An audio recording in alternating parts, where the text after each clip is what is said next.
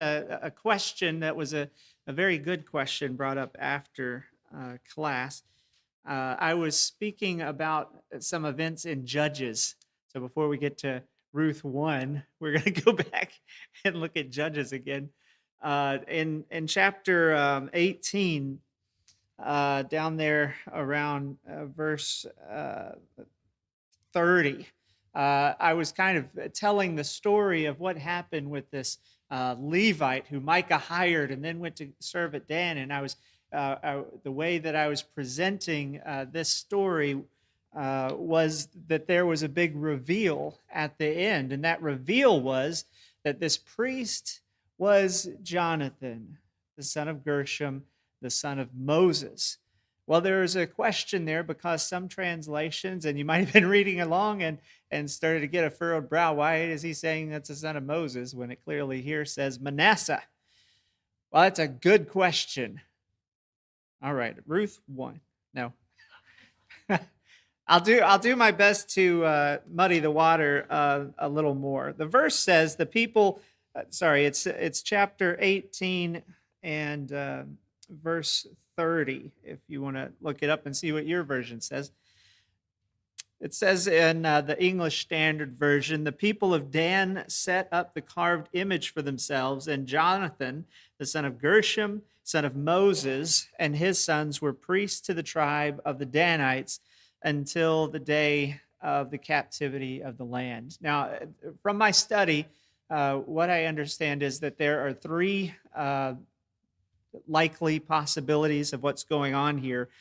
Some translations, the Hebrew as old as we have them, some of the translations do read that Jonathan was the grandson of Manasseh. And we also have some good authoritative literature that says Moses. So why is there a difference? Well, some believe that there was a scribe copying down the text, and they saw there that it was the grandson of Moses, and they felt, well, I cannot dishonor Moses in this way. And because of the way Moses is written, all he had to do was add a little superscript, if you write x squared, that little 2 is a super. All he needs to do is add a little in the middle of Moses, and it becomes Manasseh. So some people are under the impression that that is why some of these old texts say Manasseh. Now, there is other evidence that this could be Moses, and that is because Moses had a son named Gershom. And so that would follow, and it would have been near to the time of Judges, perhaps not near to the end of the story of Judges, but he would have had a grandson that was living during the time of Gershom. And as you read through Judges, another thing you find is whoever was the author, he likes these big reveals, these surprise moments. And it would fit in with his style of writing, that this sad state of affairs where a Levite who's not even of a priestly family becomes a priest for one family and then becomes a priest for a tribe in Israel and serves as priest, and that lineage serves as priest in that area and not where the Ark of the Covenant is, and not in Shiloh, not in Jerusalem, but that state of affairs was going on. And guess who it was? It was none other than the son of Moses, grandson of Moses,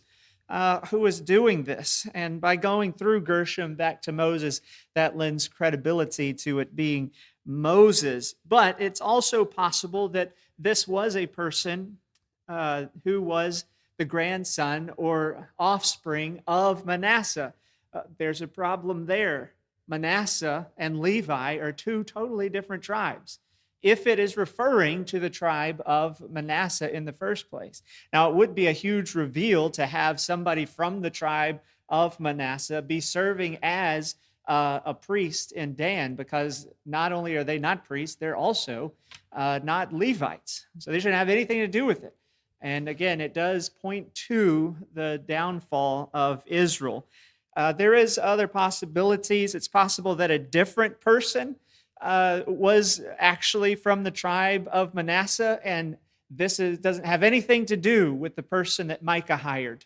There's a guy from the tribe of Manasseh, and he served. It's possible that this Levite had a grandfather named Manasseh that doesn't have anything to do with the tribe of Manasseh, but that he was a Levite.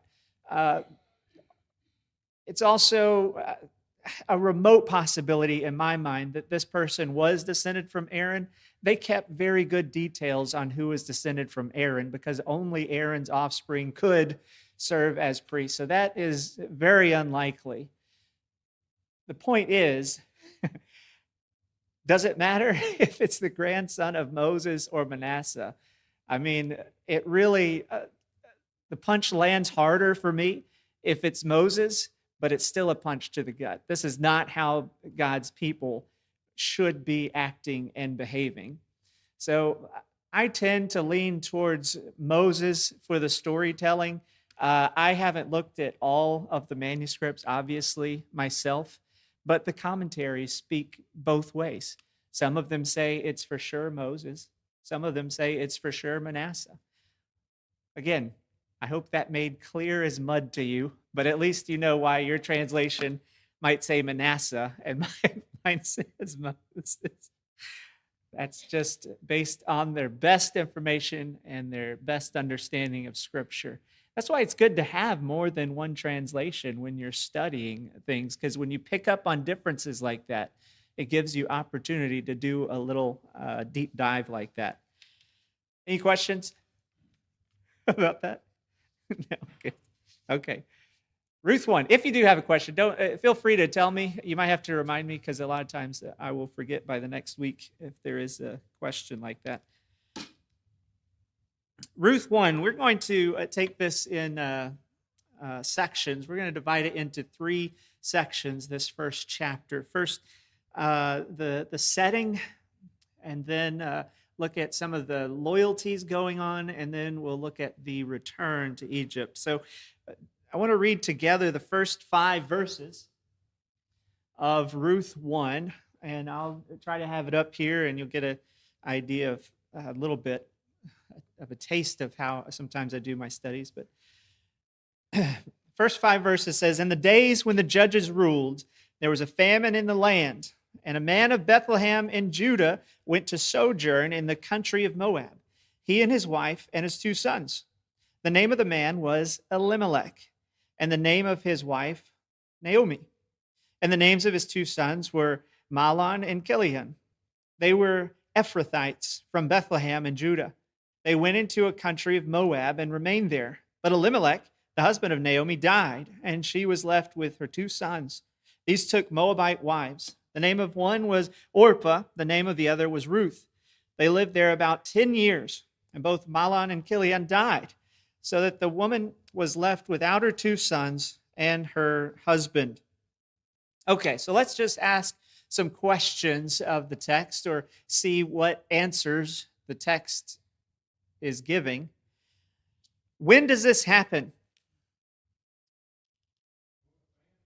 Okay, there's a famine going on. Does it tell us anything, any more details about that? In the days of the judges, when they were ruling, and it was over the course of 10 years, at least the setup of this story is during a 10-year period when the judges were ruling. Okay, where does this happen? Does it tell us? Country of Moab is where they are living for those 10 years. So they are moving from Bethlehem in Judah to the country of Moab. Now, it mentions that they are Ephrathites. That is a reference to another name for Bethlehem. Perhaps it is a clan, a family of Ephathra. It's Ephrathra. It's difficult to say. But different places in Scripture refer to Bethlehem Ephathra because there is another Bethlehem in the north. But also, even further back, Bethlehem is referred to as just Ephrathah. So this family is called Ephrath. That word there. that you can read, but I can't say. So they go into the country. So there's some movement going on here. So that is the question. Okay, if the setting is not in one place, they're moving, and we're being told that. What is the motivation? Why are they moving? Famine. Yeah, there's a famine going on in the land, so that it does happen during the time period of the famine, and we'll find out that later on the famine ends. But at least during the setup, this is why they are moving away from Bethlehem. If you look at the map here, um, the Dead Sea is that blue blob at the bottom. Bethlehem is right there at the beginning of that arrow. Jerusalem is right there close by, although at this point it's not a city named Jerusalem. It's not a city uh, that's belongs to the Israelites. At least there are foreigners living there, but uh, they went around the north end, most likely, over to the other side of the Dead Sea. That's the country of Moab there. So they do that because there is a famine. Now, who is mentioned in the text? I want to hear you say some names you can't pronounce. I did. I tried. Huh?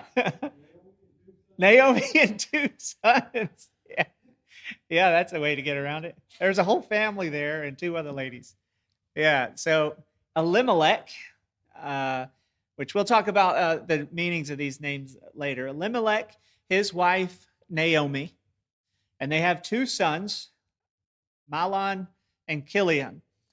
So that family of four moves because of this famine, and while they are in Moab, they meet two local girls, two Moabitesses named Orpah and Ruth. So that's who we are introduced to, this family. Now, over the course of this passage, we find out that some devastating things happen, but it is some words here are of interest. Let me see where I'm at. What are they doing? I like when I'm doing a study, I like to look at the verbs that tell me what the characters are doing, because that reveals maybe more of the intent of the passage, especially when you see things occurring again and again. What are people doing in this passage? Okay, they take wives. Moab, Mahlon and Kilion take wives.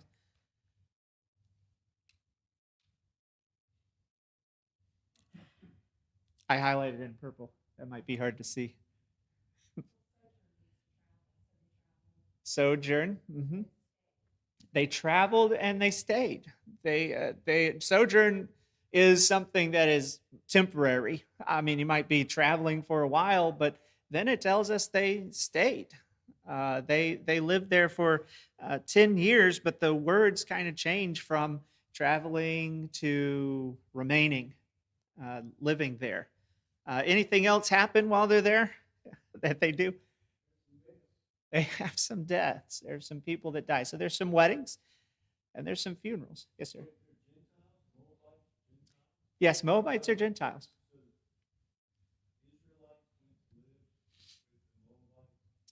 Israelites, yes. Israelites went to live with Gentiles and married Moabite women. Now, we see this over and over again, but it is a little bit of a surprise to find out this is what's going on in this family. These are the people being introduced to us as the heroes of the story, so to speak. Was there a follow up?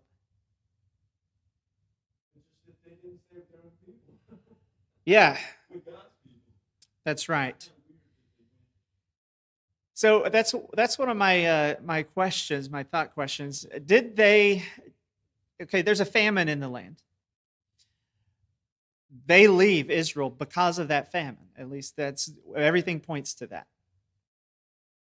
Did they do right in leaving Israel during a famine? Yes. No. Okay. Good. Good. Okay. Then we're unanimous. It's either yes or no. Yeah, it's a difficult thing. It's not obvious in the text. Well, that was my next one. Is it obvious in the text? I don't think that it is obvious. I think if you are starving, you're going to do what you need to do to survive. And we do have precedent for God's people moving somewhere that perhaps they weren't meant to be. Think about Abraham. When there was famine in the land, where did he go? Egypt. Where did Isaac go? Where did Jacob go and all of his sons? They all leave. They all leave the promised land, the Canaan, and go to Gentile territory. So it's not uncommon, but as you pointed out, it is dangerous because what happens? They end up their sons end up marrying Gentile women. Now, is there anything in the biblical text thus far, up to Ruth, that would suggest it's a bad idea to intermix with people who are not Israelites?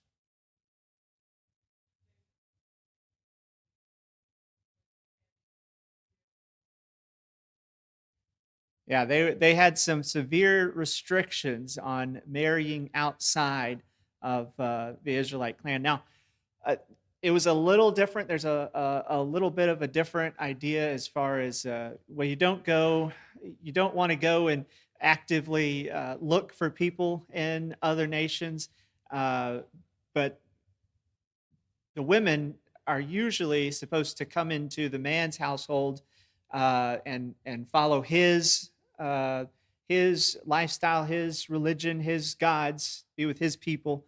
Where the woman, she is now under the head of the house, who is her husband. But a lot of times that's not the way it works. And even when you think about Genesis, the husband shall leave his mother and father and cleave to his wife. uh, you realize in your own experience, do you have relationship with your wife's family? Who do you live closer to? I mean, I know now it's different, but it would be similar back then. They had regular relationships with people just like we did. So there would be dangers, obviously, if you are in the land of a Canaanite, marrying those people who are Canaanites. How would you avoid that influence uh, uh, permeating who you are and how you live? But back to my first question: what are they doing? Well, they're moving, they're sojourning, they're traveling, they're living, they're dying, they're marrying, they're doing all these things. It's just life. Life continues to happen despite this famine, despite these hardships in the land. This is the way that the story is set up to us thus far. Uh, Here, let's see. There it is. This is how the first 5 verses end. This is pretty much, it could have just said this last line. Naomi was a woman without her 2 sons or husband. She had lost these people. But there's a lot more depth and a lot more interest in the story with the rest of these 5 verses. We have a vested interest because we've seen these people live. We've seen them face hardship. We've seen their families grow over these 10 years in only short 4 verses. This story has really come to life. And again, we'll see more of this as we continue through this. Did their sons do right by marrying Moabites? I think, would I be right in saying we might have somebody say yes and some people say no? I think, does the text make it obvious that they did wrong in marrying Moabites? No, in fact, you might argue that a Moabite is the hero of the story.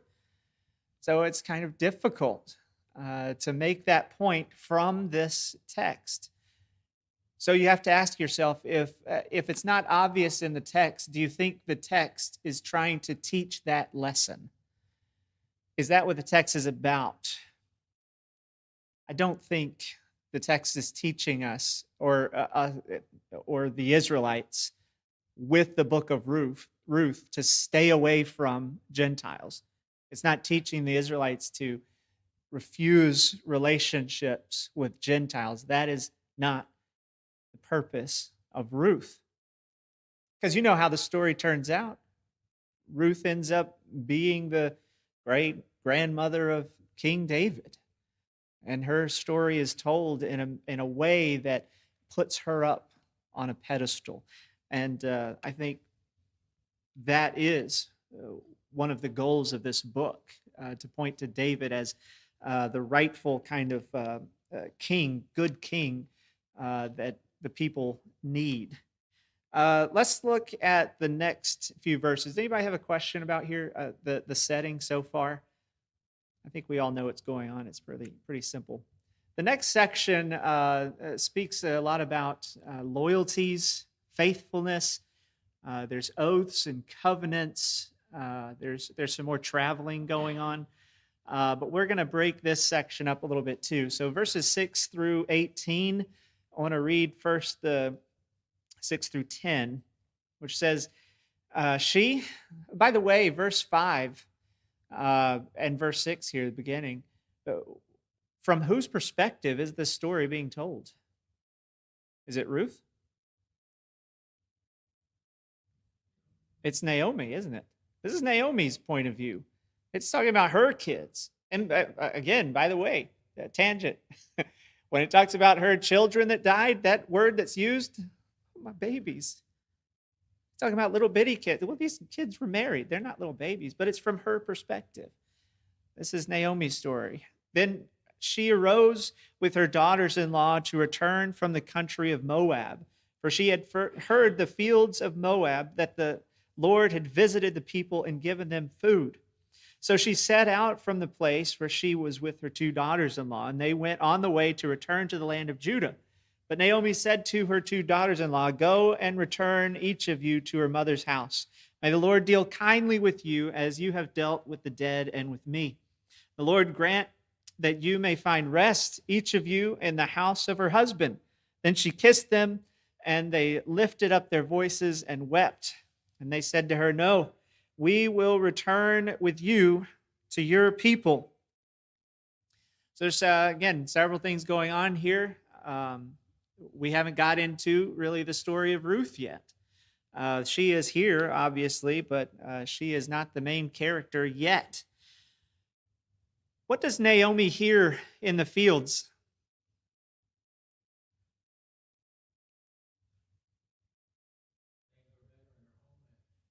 Things are better in the homeland. The famine is over. And the way that she is wording it here, or the way it's being worded from her perspective, is the Lord has visited the people. Now, in the context of Scripture, when it talks about God visiting, that can be good or very bad. But the next part clarifies. The Lord has visited his people and given them food. This is talking about a visit and attending to his people, and he is providing food. They left because why? They had no food, and now they are turning around and going back because why? They have food. So they're going from this place of Moab, away from God and his people, back to the land of God and God's people. Now, according to this section, what would you say was the cause of the end of the famine?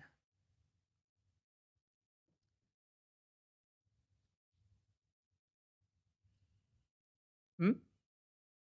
Yeah, God visited and gave them food, right? I mean, it pretty clearly says that.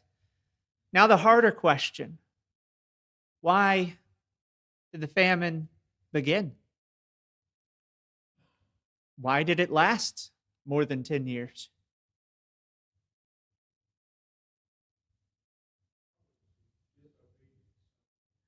Yeah. Yeah. Oh, Gary, always one step ahead. Yeah, there. If you're reading through Judges, you find out many times the people, the Israelites, those in charge, various tribes, they turn their back on God. They go worship other gods. All kinds of things happen, and it brings the Midianites in.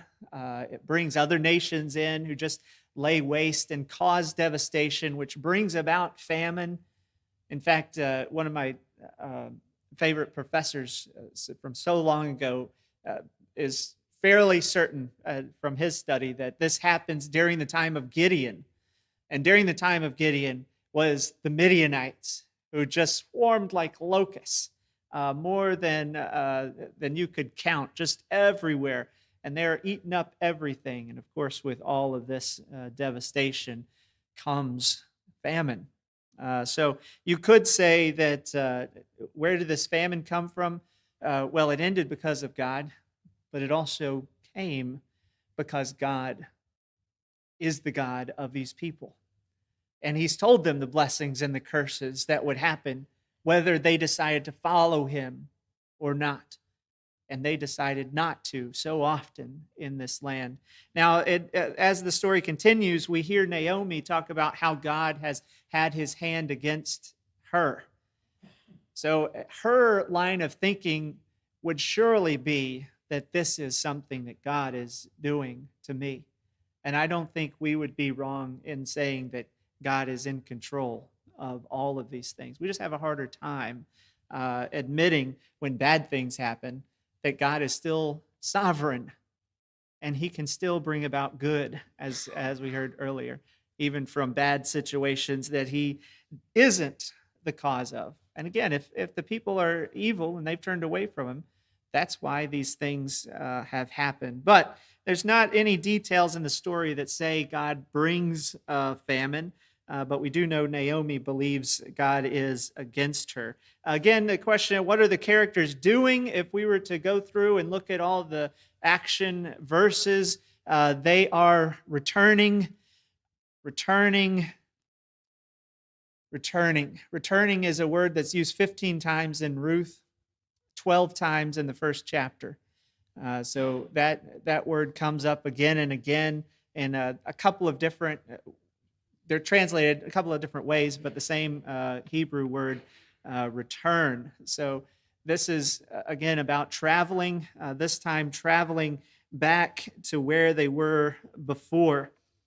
What does Naomi say about how Ruth and Orpah have treated Naomi and her family?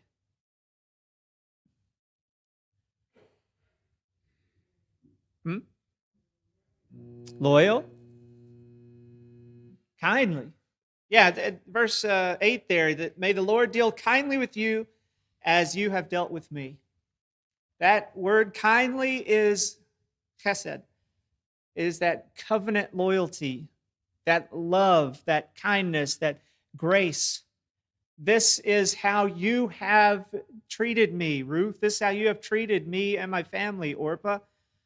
May God return the favor to you. So here is the first time, and not the last time, where Ruth is described as a person with this covenant loyalty, which would include faithfulness and love and kindness and all of these ideas as well.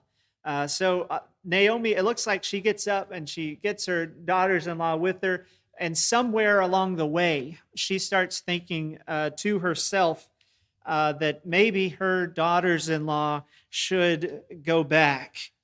And again, it wouldn't be too difficult for us to imagine the reasons. And in fact, she's going to give us some reasons. But look at Naomi, right? She is somebody who has left her home country, her people, her God, and gone to a foreign land. And she's living there. Things aren't going that great, but now she has the opportunity to go back. And what's best for her in her mind is to go back to her people who will take care of her. And so as she's going, she's got these two girls who are Moabites. You can imagine somewhere in Naomi's mind, she's thinking, well, this isn't right. They've treated me so kindly, and here I am dragging them off to a foreign land where they're not going to have family. So she is leaving, returning to her land. And so she starts telling her daughters-in-law, you guys should also return to your family and to your gods.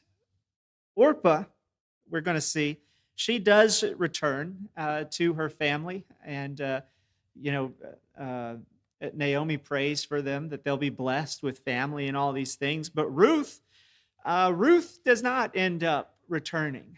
She does not do what Naomi does, and she does not do what Orpah does. Rather than return, she goes and attaches herself to Naomi's people, and Naomi's God. Now, the next section here, we're going to run out of time. Oh, I don't know if I'll get done with this class in 5 more, because I'm only halfway through chapter 1. Let's see. We had a first bell, right? Okay. I wonder. Let's look at verses 11 through 14. Naomi said, turn back, my daughters. Why will you go with me? Have I yet sons in my womb that they may become your husbands? Turn back, my daughters. Go your way, for I am too old to have a husband. If I should say I have hope, even if I should have a husband this night and should bear sons, would you therefore wait till they were grown? Would you therefore refrain from marrying? No, my daughters, for it is exceedingly bitter for me, for your sake, that the hand of the Lord has gone out against me. Then they lifted up their voices and wept again, and Orpah kissed her mother-in-law, but Ruth clung to her. Naomi gives 3 arguments to Ruth and Orpah. Arguments from the present, from the future, and from the past.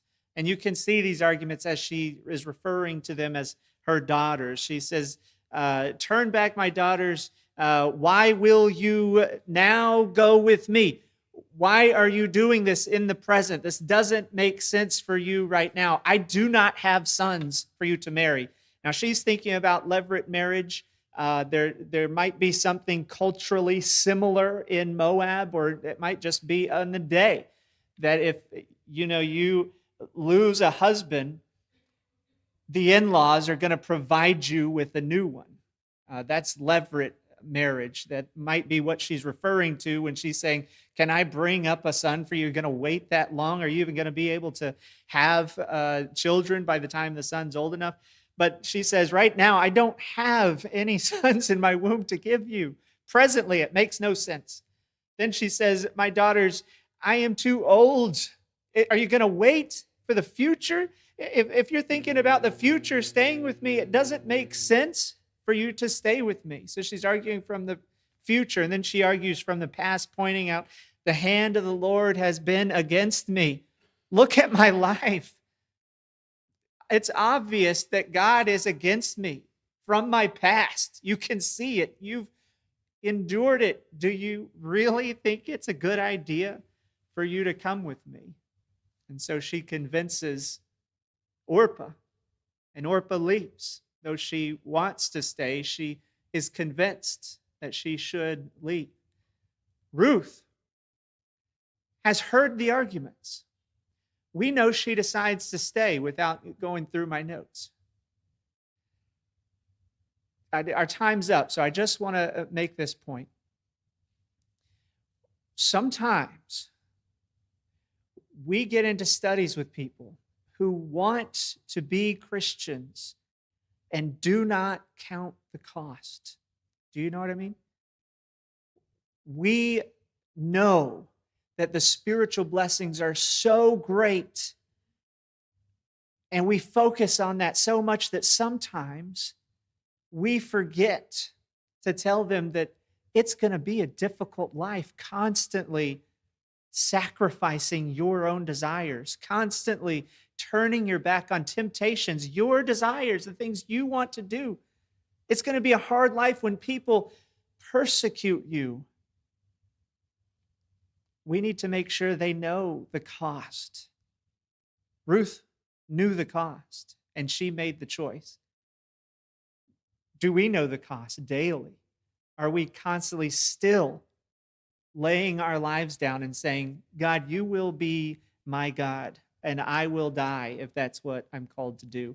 And I will live for you if that's what I'm called to do. Okay, that's your that's your application piece. Thanks for sparing me a minute.